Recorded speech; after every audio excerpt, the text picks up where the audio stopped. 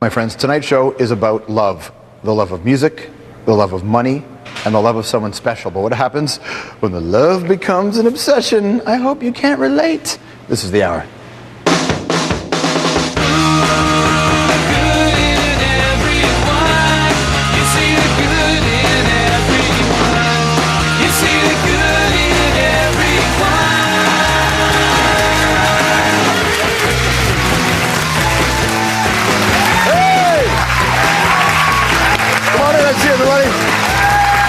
Welcome to the program. I'm going to dust off my shoulders. It's nice to see you, Canada. I'm your boyfriend, George Strombolopoulos. Your talk show begins. And here's the thing about being Canadian, and I want to start the program this way. We are not the braggarts. We are not the kinds of people that wave our flags too often. We brag during hockey. We brag during beer commercials. I don't even drink alcohol, and even I tear up in a beer commercial. I just kind of like, Jesus, that's us. But today we have a reason to brag. 2 Canadians have won international awards. One from the beautiful province of Nova Scotia, the other from the beautiful institution known as Parliament. Oh, that's right. And we won't tell you who. You'll have to stick around to find out. Hooked at it. You want that? You're not going. Also coming up on the show today, this is really important. Britain is going retro, as in like 1984 retro. This might affect your life. And speaking of Britain, one of the finest authors today, Nick Hornby, here today. Nick Hornby on the chair. Very excited about that.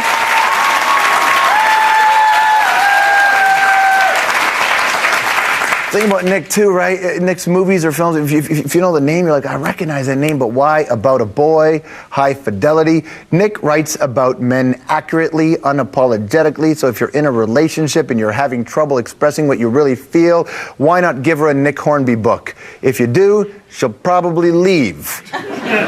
But in the long run, you'll save money. Actually, that's something that'll appeal to our very next guest. He's a dragon in Canada. He's a shark down in America, which I guess makes him some sort of shark-dragon hybrid. He's a shaggin. The number one shaggin. Kevin O'Leary is here, everybody.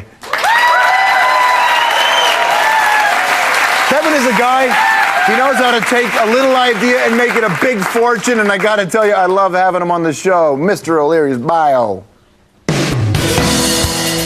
There's no mistaking Kevin O'Leary. I have the track record to be this arrogant. He's brash. I hate me. Ruthless. This is all crap. It's Money not. and tears don't mix. And opinionated. Who funds the Broadway business then? Idiots. In other words, I am the merchant of truth for you. Thank goodness we met. perfect for the cutthroat world of business. And if you couldn't tell from Dragon's Den, Kevin's out to make money. Lots of it. So how'd he get here? Well, believe it or not, Kevin made his fortune helping kids learn how to read.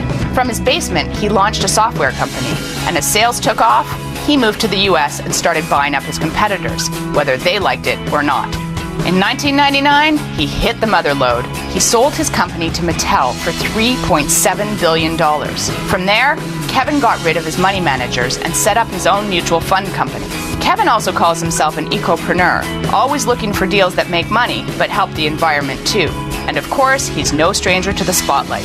Along with Dragon's Den, he's now on the ABC show Shark Tank. Stop the madness. Are you out of your mind? And on top of all that, Kevin is co-hosting a new business show that's coming to CBC News World. Everybody, please welcome the shaggin' Kevin O'Leary. Good to see you, man. Welcome. How are you? Good. Welcome back.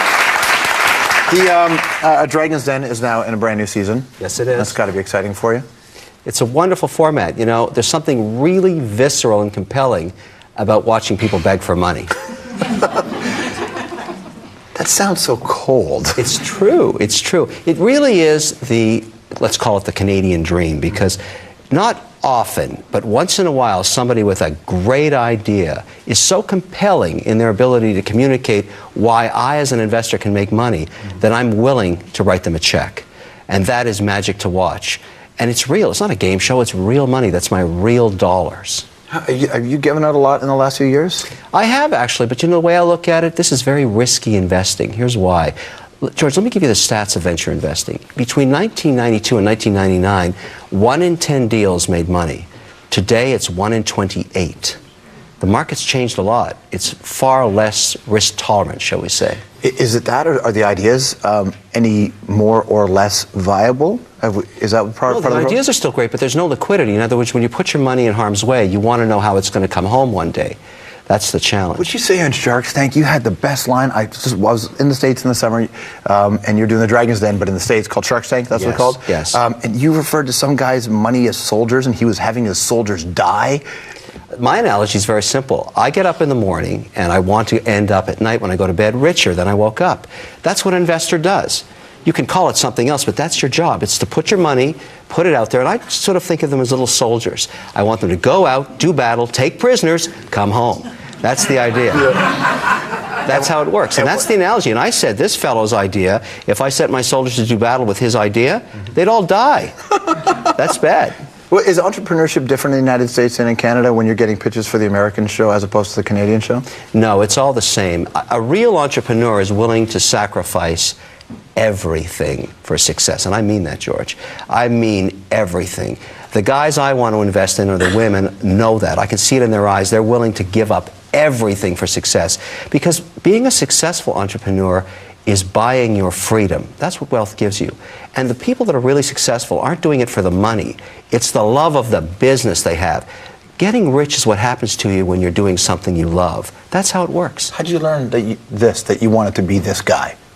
You didn't come from a business background, right? No, I didn't pursue wealth. What happened was I found out I was, everybody tries to find the path of least resistance in life. And I found out I was pretty good at marketing. And I began marketing cat food in the early days. And I found an analogy between cat food, which when you think about cat food, you don't sell it to cats. You sell it to people who are shopping for cats. Mm-hmm. Now, let's draw the analogy for children's software that helps them learn how to read and do math. The children don't buy it, the mothers do. And that's what I learned in making and selling cat food, that really when I was selling children's software, it was no different. And we applied that model to the software business, and we started with no sales, and we ended with $1 billion when we sold the company. And some cats are smarter than a lot of the kids out there. Yeah, that's true. But kids and cats have a lot in common. Yeah, I can imagine. They're whining all the time. You have an interesting relationship with your kids. For a guy who didn't start with, you didn't have a lot of money when you were growing up, right? No. I came from a family. My mother was a seamstress on a sewing line in Montreal. And, tell me about your mother, because I never hear about her. Well, she was terrific in this sense. She taught me some very basic values.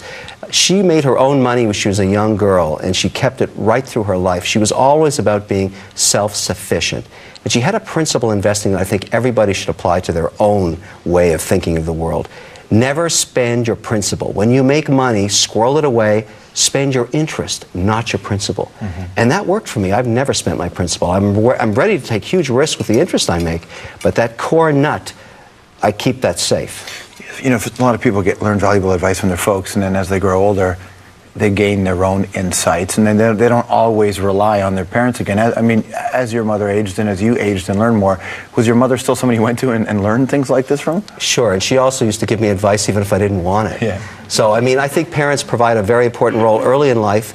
They set you on a course, and they always are checking to see you're still on that tact. And I think when people don't listen to their parents, even when they're older, they're missing an opportunity to gain knowledge from the road ahead that they haven't traveled yet.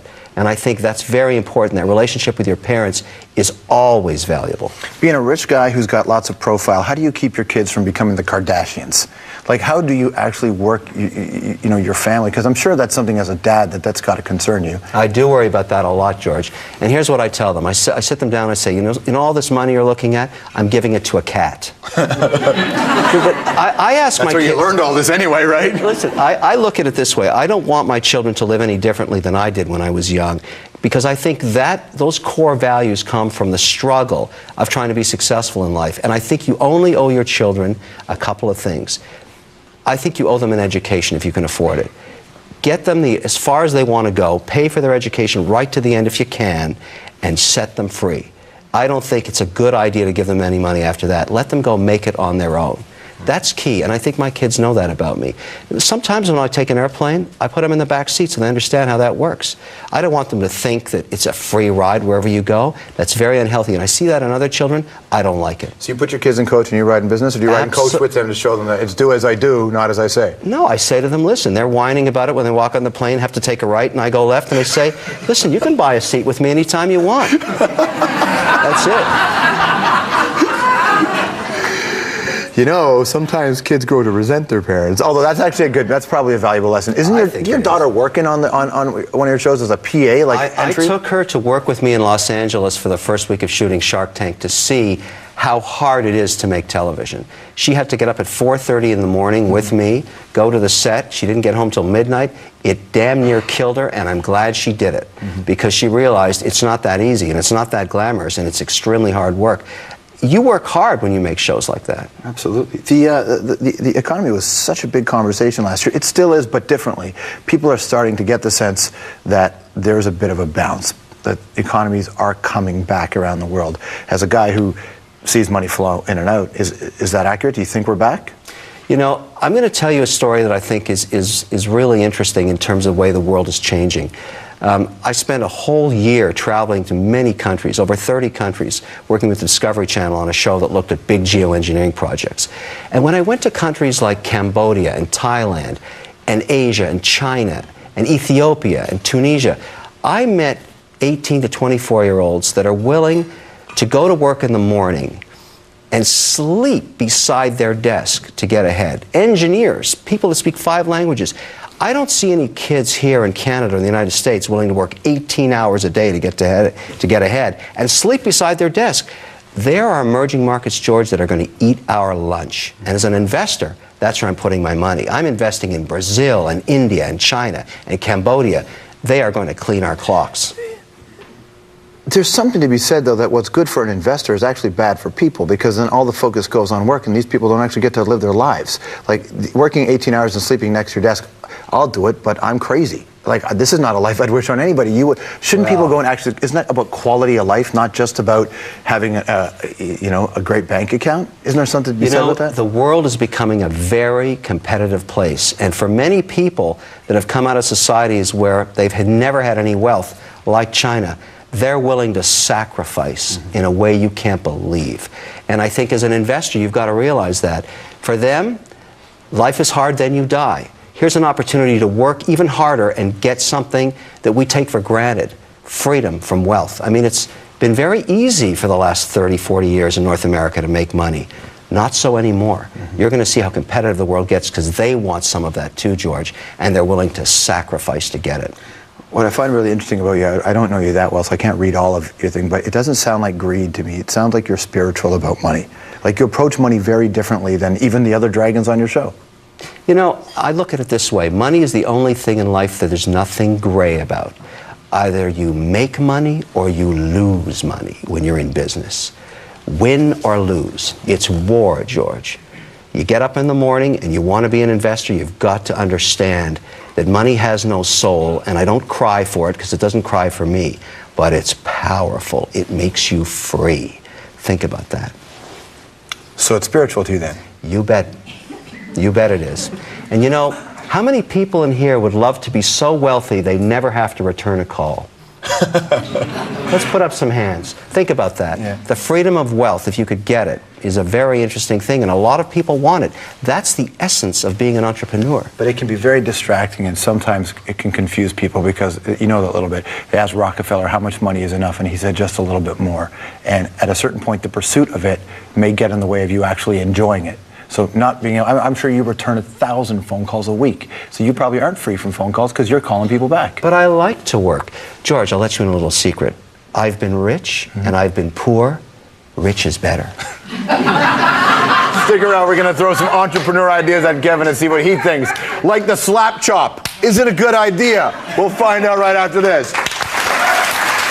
Hi, I'm Nick Hornby, author, midfielder, Cambridge, class of 79, Arsenal supporter, and in case you're wondering, yes, I'm British. And I'm coming up on the hour. Thank you.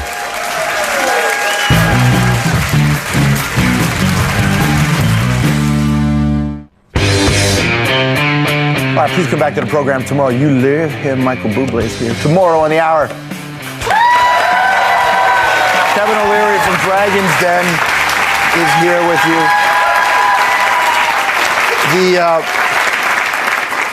have a radio show, and everywhere I go, and I like this, people give me their CDs. People want to give me their records to play on the radio show. People say, hey, one day you're going to interview me on the hour. People want to be in the red shirt because they see something. Be the Dragon's Den guy is everywhere you go, are people pitching you ideas? All the time. Do you All like the it? time. I enjoy it. I'm always interested to hear. I happen to think that the great ideas come from the crazy ones. The genesis of a fantastic new business is often what you think's insane. And so I'm willing to listen to anything to see if there's a kernel of a great idea in that. But you have to differentiate that between an idea and a business. A business requires an entrepreneur that can execute the business plan. And that's the second part of being an investor, is to look in their eyes and understand, do they have the aura of success? Napoleon was once asked, what kind of generals do you like? And he said, I like lucky generals. I like lucky entrepreneurs. And don't take this the wrong way or shoot the messenger. I like greedy entrepreneurs that are willing to sacrifice to win. I'm not trying to make friends when I invest, George. I'm trying to make money. Right.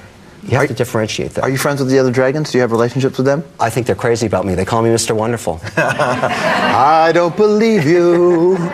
Well, we have our tensions because there's a lot of ego, there's a lot of money, and that generates a lot of tension sometimes. Looks like you get along with Arlene, though. You and Arlene seem to have a decent thing. Yes, I think I'm really teaching her a lot. Oh, yeah. We'll have Arlene on and we'll find out if that's true. What do you and Brett like? Because the thing about you is that you have a lot of the big personality on the show. Everybody's great, but you come across with a lot of the stones, and then Brett shows up, and Brett's got a lot of stones too. So what's your relationship like with Brett? I think Brett is a really interesting guy because we come from different sectors. He made his money in oil and gas, and I made mine in technology. So the way I look at it is, between the five of us, I don't care what your idea is, we can tear it to pieces in a couple of minutes. Right. Everybody has enough expertise in some area that's going to be applicable. And Brett brings a lot to the table in what he's done entrepreneurially, but also in this country, on the resource side, he's a king. This guy's a rock star in oil and gas, and a lot of the derivative products and services around it. So for that stuff, I listen to him. Now, he may have opinions on stuff that really encroach on what I do, and I don't listen to him at all when that happens. But that's what makes the show so interesting. It's a real process of looking at an opportunity and deciding, do we write a check? And Brett and I have done deals together. We actually invested in a guitar company. You're a big Les Paul guy, aren't you? I love guitars. Did you meet Les Paul before he passed away? I have met him, and I've got 2 guitars signed by him. Oh, man. So, and he just passed away just recently. What a treat that is. Yeah, it's amazing. They're just wonderful instruments now, and I play them because that's what he wants. When he signs a guitar, he doesn't want you to stick it up on a wall and never play it. He wants you to play it, and I play his guitars. If somebody came on and pitched you the Sham Wow, would you have got behind the Sham Wow? I've learned something because I actually do the Shark Tank with the king of infomercials, a guy named Kevin Harrington. Do you know that they sell over $30 million a month of ShamWows? But that's insane. Yeah. That's why I love ShamWow. But had someone pitched you a new way to clean something, would you have picked it up? What I do now is I look at it and say, would this product work in an infomercial format? Yeah. And I call up Kev, because now he's a friend of mine, and say, hey, what do you think of this? How about the Slap Chop? Slap Chop is a monster hit. Yeah? Is a monster. And, frankly, I would use a Slap Chop. I look at that thing and I say, yeah, I'd chop up an egg that way. Would you invest in a Snuggie? No, but No? it's huge. It's big. Yeah. Would you invest in another hockey team in Canada? I have a problem with the fact that the hockey team business is not a free market.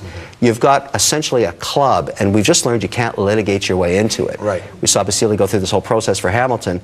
I found that whole thing offensive because the people that lost money, lost $300 million on the Phoenix team, can't get it back. Yeah, but here's the thing. The problem with that, I hear what you're saying, but it's not an actual free market because all these people who made this money in the free market world to become NHL owners then want communism by having salary caps, and they want to restrict players' free agency and all. So they kind of want their cake and they want to eat it. It doesn't make sense. George, I'm offended by something completely different. How is it Toronto can keep losing and make so much money? I don't get it. Well, that offends everybody. Without a doubt. Dragon's Den tomorrow night on CBC. It's a monster hit. It's at 8 p.m. and one of the big reasons why is because of him. Kevin O'Leary, everyone. Good to see you. When we come back, Nick Hornby is here. Don't drink that coffee, man. It's for the guests. Oh, right. Oh, Mr. O'Leary, great job in there. Oh, thank you. I love doing George's show. Well, it's great to have you. Thank you. It's also great to have Nick Hornby. Man, I love that guy. When I read High Fidelity, it was like, oh my God, that is my inner life on display. I mean, that is me, Yeah. I felt that way about American Psycho. Guys, I had $300,000 in my wallet when I walked in here, and there's only $250,000. Anybody else been in here? No, it's No, just been us, but- Mr. O'Leary, and no one else has been No in one's here. been in your bag. I don't know what's going on with that. Nobody's leaving till I find that money. Sir, okay? there's no. We did not take it. No, that's not. We're No. more, it's not us. Wait a second, guys. I forgot I tipped the PA. I'm sorry. Carry on as you were. Wait, you tipped a PA 50 grand? Yeah. You think it's a little light? Can I get you a coffee? How about a shoe shine? Maybe.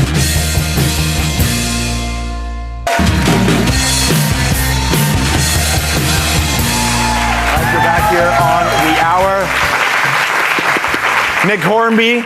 Nick Hornby is coming up in just a second right now. I want to tell you about a couple of things. I don't know if you've seen the film High Fidelity. Nick wrote that book, and obviously those sorts of movies really resonate with a lot of people because of the dialogue, and people like to get interested in films often because of movies like that.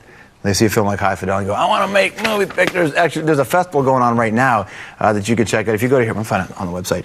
Click over here. It's filmminute.com. And what filmminute.com is an international festival. See right there, look, very fancy. It's submissions from over 60 countries for short films only, and I mean short.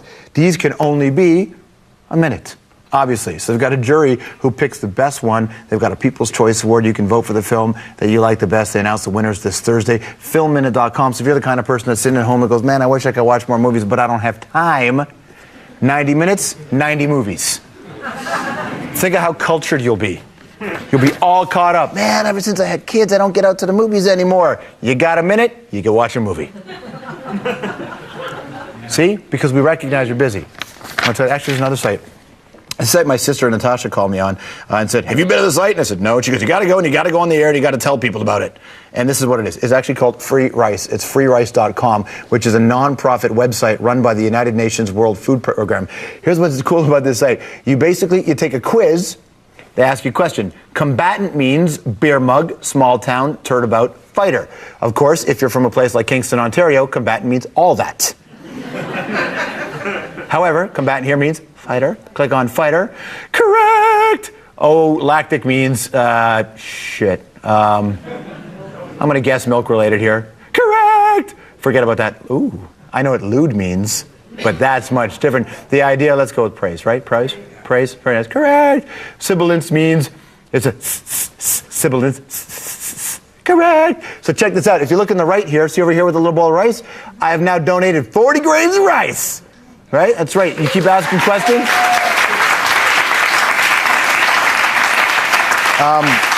So basically, for every answer that you get correct, 10 grains are getting harder and harder and harder, and you donate all this food through the World Food Program. I have to warn you, there are 60 levels of difficulty, so you can be very generous and get smarter at the same time.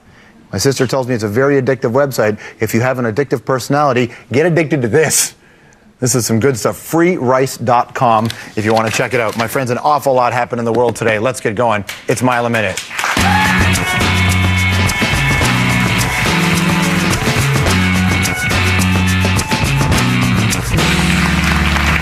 All right. He's got your resume there. He's going to hire you. Probably not. Federal Finance Minister Jim Flaherty just won an international award. It's an international business magazine called Euro Money. It's been around for about 40 years. So what award did he win? Best tie. He could. That's a good tie.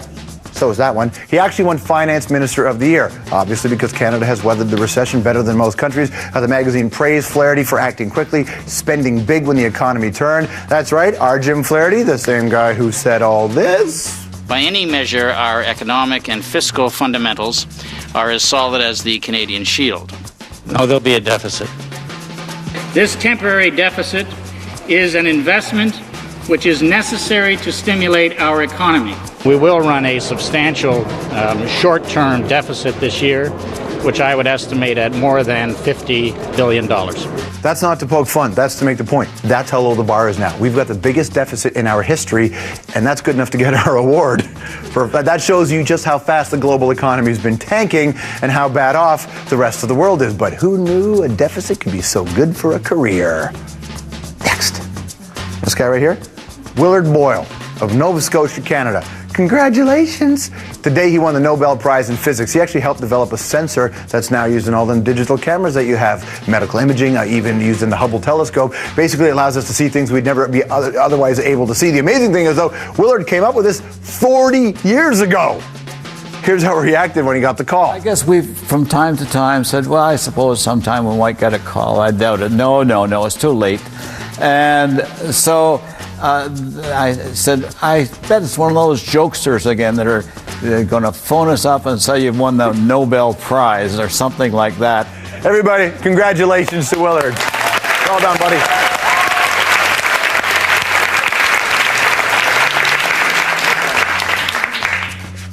But if the stuff that's coming out of his mind 40 years ago won a Nobel Prize now, what about the stuff he's coming up with now? He's the key to everything. Speaking of revolutionizing photography directly, check out what they're considering in France, or as you call it, France. Some politicians there are looking to pass a new law related to public photos.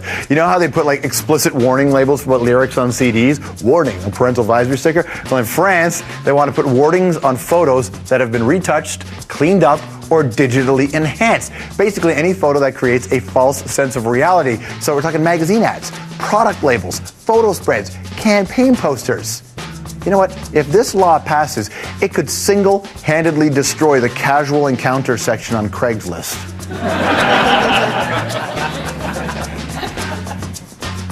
Meantime, in Britain, there's a new idea to stop crime. It's an online game called Internet Eyes.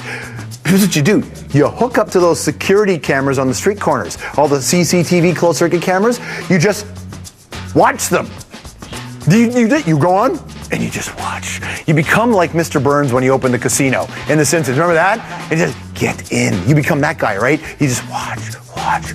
And if you see anything suspicious, you report it.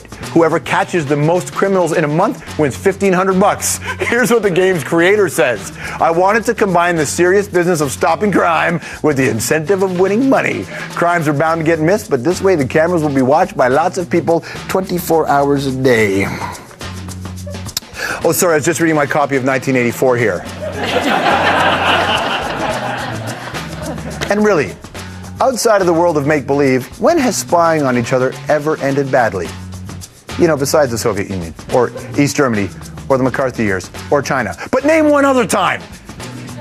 Finally, Australia we go. In Australia, they're gearing up for a very big car race. The Bathurst 1000 is what it's called. 3 days, over 1,000 kilometers. It's also a great excuse for thousands of Aussies to get together and drink, and to drink a lot. Now, if you in Canada are watching us here and you think, nah, man, we like to drink. In the past, the drinking in Australia has led to trouble and violence, so this year authorities are cracking down. And we have some Aussies in the crowd, don't we? Some Aussies are here tonight? Yeah, they'll back me up on this one. Here's the new law that they want to talk about, the new limit. You're only allowed to drink 24 cans of beer a day per person. Oh, but if you drink light beer, you're allowed 36 cans. And if you're into wine, you're only allowed to drink no more than 4 liters a day. That's a crackdown? I'm going to go out on a limb here and suggest that if you're looking for a liver donor, give Australia a pass.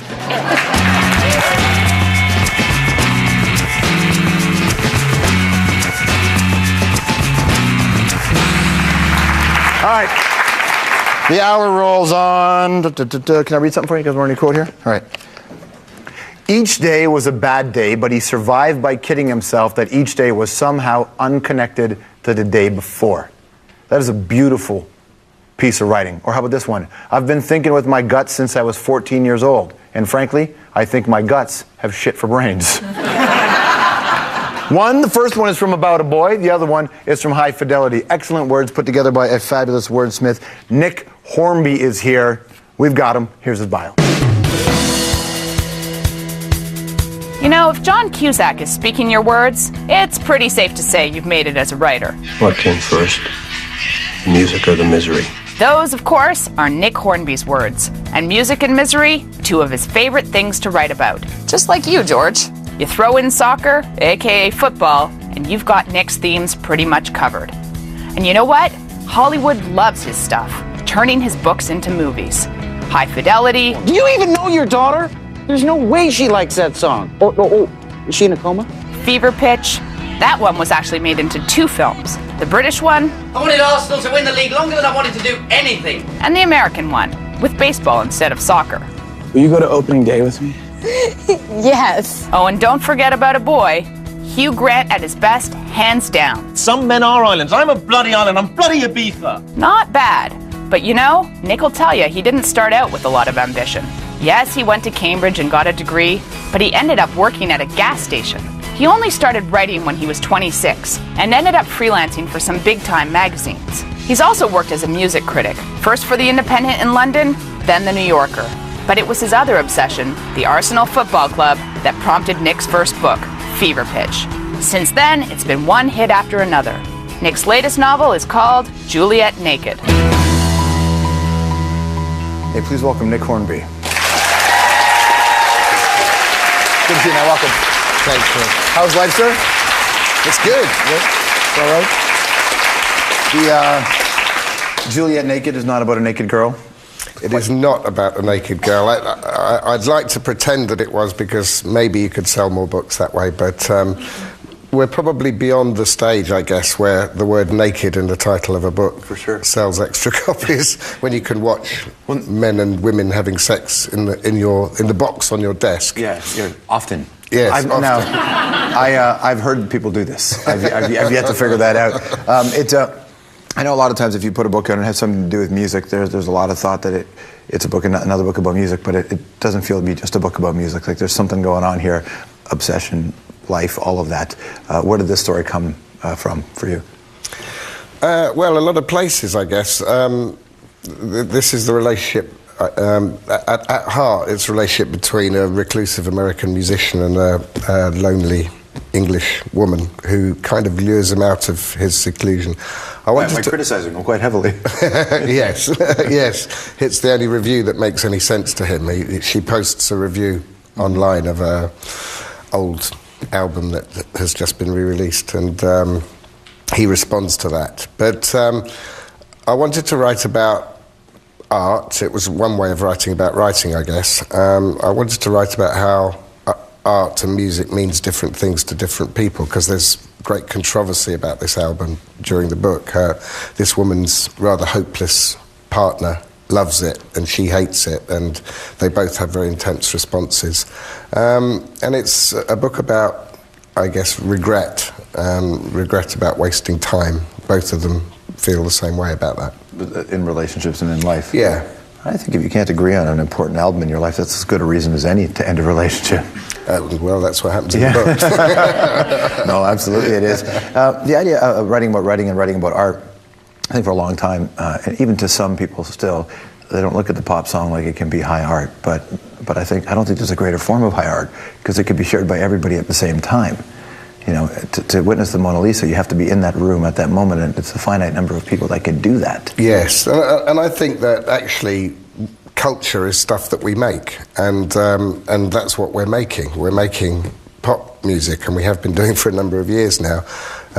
Actually, we don't really make opera or symphonies anymore, and so I think it's a more vital form of art. For sure. I used to teach English as a second language. I wondered how did that help you appreciate the English language for a guy who makes a living with words? What did teaching that kind of program tell you about the language? Well, I did two kinds of teaching. When I first came out of college, I taught kids. I taught English kids English. And then I went on, when I was kind of drifting in and out of work and writing, I taught English as a second language to foreign students. And I'd say that both aspects helped me a lot. Teaching kids gave me an idea of the kinds of books I wanted to write, because you're always looking for books that engage the brightest and don't exclude the weakest. Mm-hmm. And there are so few books that do that, actually. And teachers return to the same books over and over again, like Hemingway, somebody who writes simply but who writes deeply as well. And that, I think that taught me a lot as a writer. And then when you move on to the other stuff, then it's sentence structure. And I know how to parse a sentence, which not all writers maybe do. Sure. There's something in here that stays with me. You're talking about the shared experience and also it making you feel miserable. Tucker, a character in this book, collected stories of musicians' bad behavior as if they were baseball cards. And I was fascinated by that because it speaks to a couple of reasons. I mean, we are fascinated by those people who fall apart. We don't want to live those stories, but somehow we end up living those stories. Where did that come from? Well, I think it's interesting that the artists that people obsess about most tend to be the artists who have had difficult lives and who are enigmatic in some way.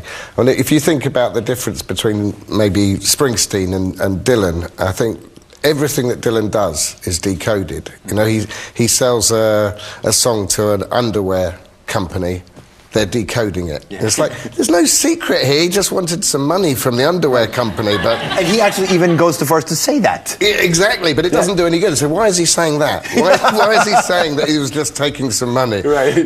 Whereas Springsteen, I think everything is in the music. There's nothing to decode. And I'm not saying that one is a greater artist than the other, but it's those kinds of people. It's the Dylans and the Jeff Buckleys and the people who've had the many marriages and the drink problems and the drug problems who tend to attract the obsessives. Is novelists the same way? Yeah, pretty much, I think. Yeah, you know, the Hemingways and the Steinbecks and the Fitzgeralds, there is still this cult of the doomed, beautiful person. What do you think that says about us? Yeah, well, I think it's interesting, but we do need our moral superiority, I think. That we appreciate maybe that we're less talented than these people, but we like to feel morally superior at the same time. How old are your kids? You got one kid 17, right? I got a 16-year-old, a 6-year-old, and a 5-year-old. Yeah. As they get older now, and they can read your books, you know, have they gone through them yet? No, my 16-year-old has autism, right. and he's not a reader. My 6-year-old... It's interesting that the two little ones, this book is the first book they've really been aware of coming out, and unfortunately my 6-year-old, who's been nervous all summer about his new teacher, told me his new teacher is called Juliet. Oh. And I said, because I've just written this book, it's called Juliet Naked. Mm-hmm. And he says, well, why have you done that? And I said, I didn't know.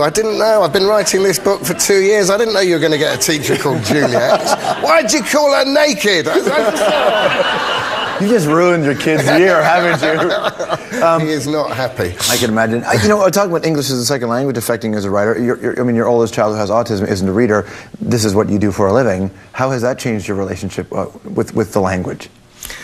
Well, I don't think it has. I think I do what I do, and we communicate with him as we have to do. He's pretty good with signs, and he has a really cool communication book where he points at pictures of things that he wants, and he's pretty clever at putting a sequence together if he's having a problem. So no, it's just horses for courses, and it's not going to affect my writing, but you have to rethink the way that you communicate. I mean, there's a kind of irony in it, I guess, that I make my living through communication, and then in my home life there is this great obstruction to communication. What has it taught you about yourself, the journey?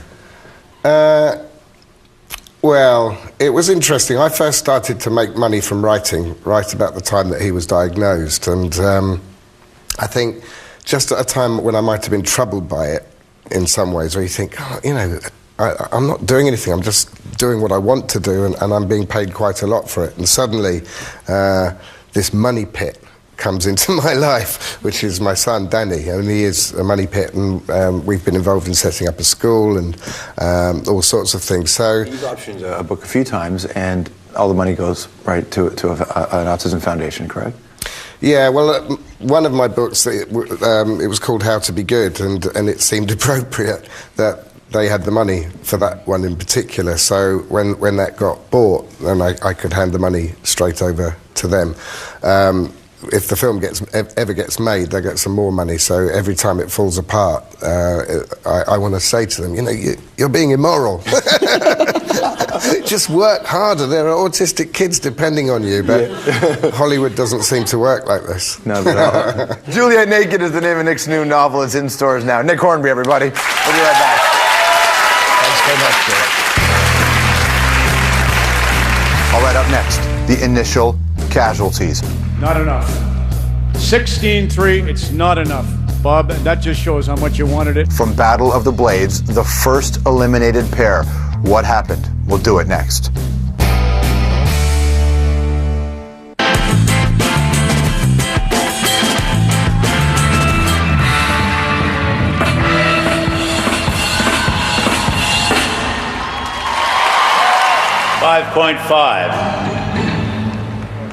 Not enough.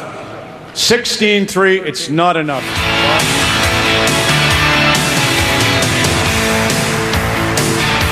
Thank you, everybody. Battle of the Blades last night. The first eliminated pair. They've done good. Please say hello to Bob Probert and Christina Lenko. Come on up.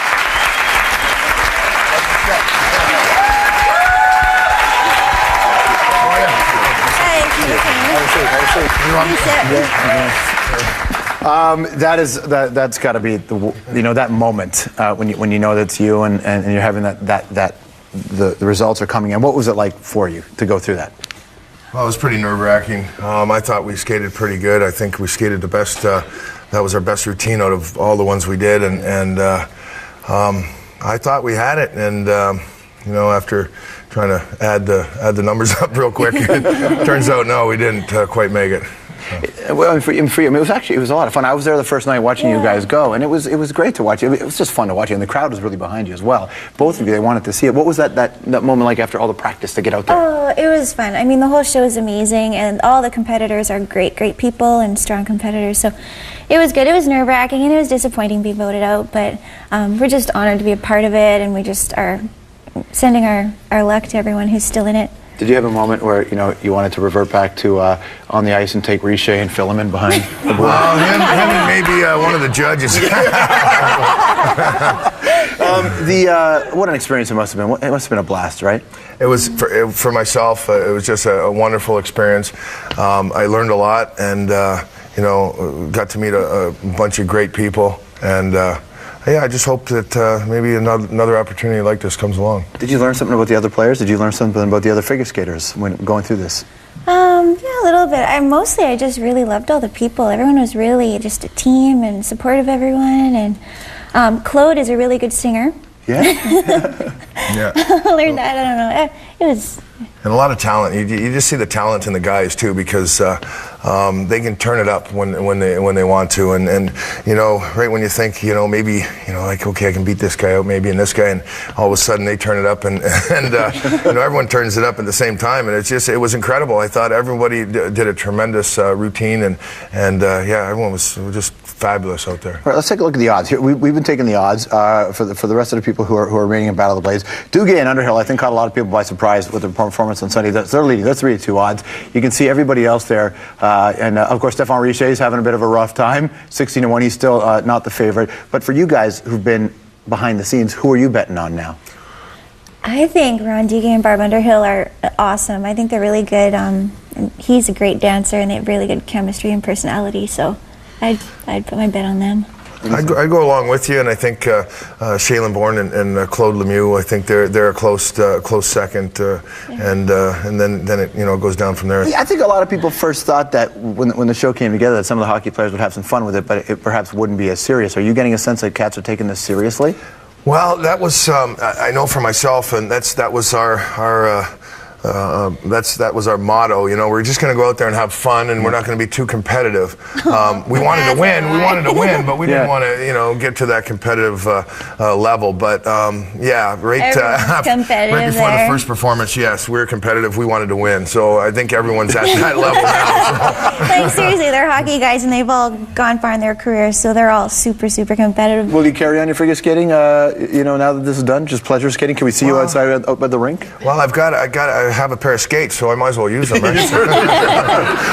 I'll be showing up at the alumni games wearing my figure skates.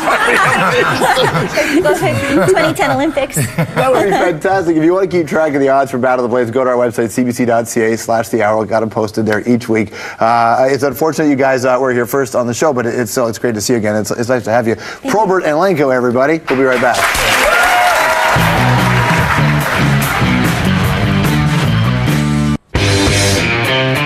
Oh, look who's here tomorrow. Oh, you love him. Stevie Y. Steve Yzerman here tomorrow. He's going to bring Canada to Olympic gold. Amazing. When it comes to to picking our Olympic hockey team. No middle ground with that job there. Either you come out a hero or you ruin the country. Steve, I say this. If we could pick 20 of Steve Yzerman, we'd be just fine. Tomorrow on the show, not just Stevie Y, but Michael Bublé will be here. Thanks to Kevin O'Leary tonight. Thanks to Nick Hornby. Thank you very much to you. CBC.ca/thehour is our website. My friends, here's tomorrow's headline today.